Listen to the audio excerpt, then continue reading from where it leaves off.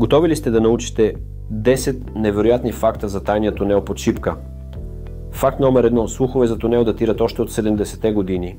Още през социалистическата епоха местни хора разказват за вход към подземие около Шипченския проход. Факт номер 2.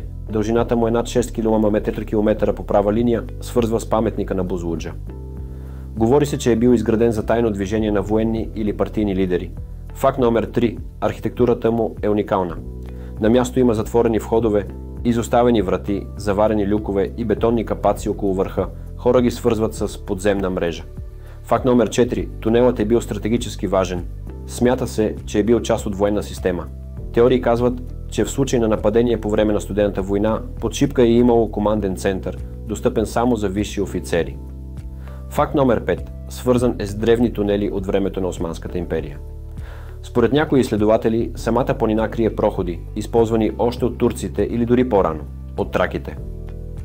Факт номер 6. Местни разкази за звуци под земята. Жители от околните села твърдят, че през нощта понякога се чуват звуци под земята, като влак или машинен шум. Факт номер 7. Армията пази района. Входовете му са добре скрити и трудно достъпни. В миналото достъпът до някои части на Шипка е бил ограничен, особено по време на учения, неофициално свързвано с нещо скрито.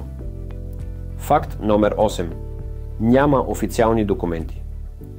Никога не е открит публичен план или карта, доказваща наличието на тунел. Това допълнително подхранва мистерията. Легендите разказват за скрити съкровища в тунела. Факт номер 9. Тунелът е обект на множество изследвания и проучвания. Изследователи и YouTube канали са се опитвали да го намерят. Някои градски легенди се основават на реални опити, включително хора с детектори, карти и георадар, но без официални резултати. Факт номер 10. Посещението му е истинско приключение. Тунелът е част от националното ни културно наследство.